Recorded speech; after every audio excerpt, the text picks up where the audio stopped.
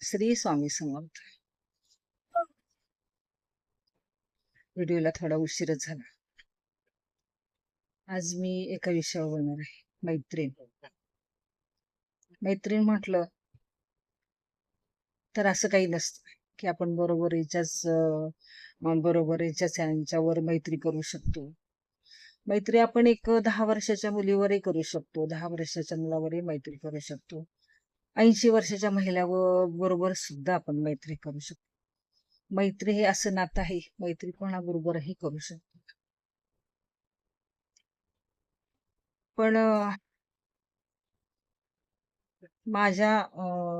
माझा एक स्वतःचा एक असा अनुभव म्हणजे मला आलेला आहे.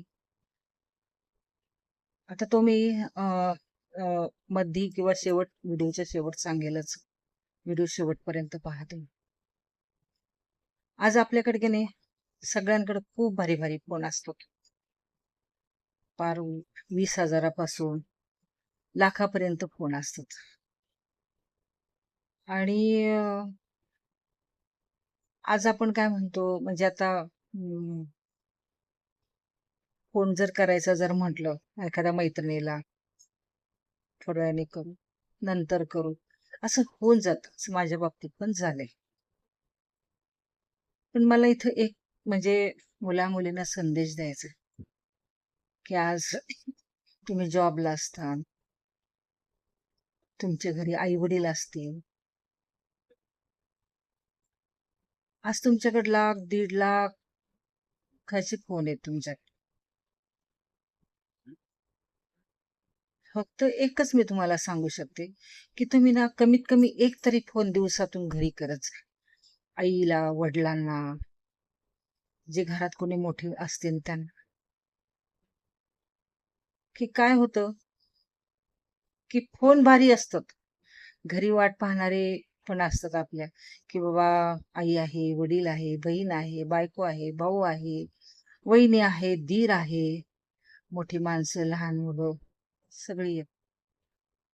पण काय होतं, त्या गडबडीमध्ये ना फोनच करायचा राहून जातो. आणि कधी-कधी असं पण होतं बरं का, की ठीक आहे तुम्हाला कामं असतात, साहजिक आहे, समजू शकतात. म्हणजे घरी बसणारी व्यक्ती असतात ना मोठी, मोठी माणसं म्हणा, मग त्याच्यात तुमची बहीण असेल, बायको असेल, मुलं असतील तुमची. एक फोन फक्त करायचा. मग तुम्ही दुपारी करा किंवा मग ऑफिसमध्ये गेल्यावरती तरी करा. पण एक फोन घरच्यांसाठी आवश्यक करायचा. कितीही तुम्हाला काम असू द्या, कितीही तुमचे क्लायंट येऊ येऊ द्या, की नाही मला क्लायंट आल्यात, मला वेळच नाही, मला जेवायलाच वेळ नाही. नाही, तुम्ही एक फोन करा. घरची वाट बघत असतात. कारण तुमचा तो एक फोन आहे ना, चांगलाही संदेश देऊ शकतो आणि वाईटही संदेश देऊ शकतो बघा. हे मी तुम्हाला सांगते. त्यामुळे आपल्या घरी काय चाललंय, काय नाही हे फोनवरती आपल्याला कळतं बघा. आता विषय असा आहे, की माझ्या बाबतीत हेच झालं. माझा वाढदिवस होता काल. मला खूप मैत्रिणींचे फोन आले, खूप मैत्रिणींचे. मी सगळ्यांना रात्री मला 10:30, 11 घरी यायला झाले. मला काय कोणाला प्रतिक्रिया म्हणजे त्यांना धन्यवाद नाही देता आला. तर मग आज दुपारपर्यंत म्हटलं देईन, पण कालचा इतका थकवा होता, मी विसरून गेले. आणि नंतर कळालं, जिने मला शुभेच्छा दिल्या, तीच ह्या जगात नाही. खूप मला वाईट वाटलं, खूप वाईट वाटलं. माझ्या बाबतीत पण हेच झालं, की मी आज फोन करन, उद्या फोन करन, 2 दिवसांनी करन. हे माझ्या बाबतीत झालं बघा. खूप मोठी चूक झाली आणि ही खंत मला आहे ना, खरंच म्हणजे माझ्या लक्षात राहणारी खंत आहे. खूप वाईट वाटलं, की मला ते आजच कळालं, की असं-असं त्याची निधन झालं. वाईट वाटलं. आणि मी मी सांगते ना, मी दुपारी मोबाईल पाहिला, तिच्या शुभेच्छा दिल्या तिने. सकाळी शुभेच्छा दिल्या मला काल. 9:19 शुभेच्छा दिल्या तिने मला. काल मी ना दुपारनंतर फोन पाहिलाच नाही. खूप जणांच्या शुभेच्छा आल्या. पण ती एक शुभेच्छा आणि एक तिला प्रतिक्रिया आणि एक फोन करायला मी खरंच मागं पडले आणि मला खूप म्हणजे खूप वाईट वाटलं. खूप माझ्याकडनं खूप मोठी चूक झाली.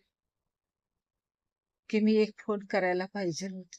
म्हणजे एक फोन बघा, तो फोन चांगली बातमी देतो, तो फोन वाईटही बातमी देतो. आणि माझ्या बाबतीत असंच झालं. म्हणून मी आता ठरवले, मला ज्यावेळेस कोणाला फोन करायचा असेल, मग माझी मुलगी असेल, माझा मुलगा असेल, माझे मैत्रिणी असतील, की त्यांना पटकन आठवण झाली की पटकन लगेच फोन करायचा. भले त्यांनी नाही फोनचं उत्तर दिलं, पण तो फोन करायचा म्हणजे करायचाच. वेळ लावायचा नाही. हे माझ्या बाबतीत झालेले. खूप वाईट वाटलं मला. एक फोन तुम्ही खरंच घरी करत जा. न विसरता करा. कारण तो फोन तुमचे घरचे आई-वडील, की घरचे सगळे वाट बघत असतात त्या फोनची. असं खरंच करू नका. हे माझ्या बाबतीत झालंय. तुमच्या बाबतीत होऊ नये. म्हणून मी आज तुम्हाला हे सांगते. म्हणून या मैत्रीविषयी मी बोलले. माझ्या ह्या मैत्रिणीला खरंच मला खूप वाईट वाटलं. खूप.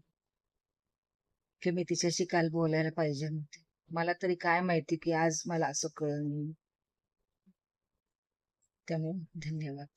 काही जर माझ्याकडून काही चूक झाली असेल तर मला कमेंट्स करून सांगा. श्री स्वामी समर्थ.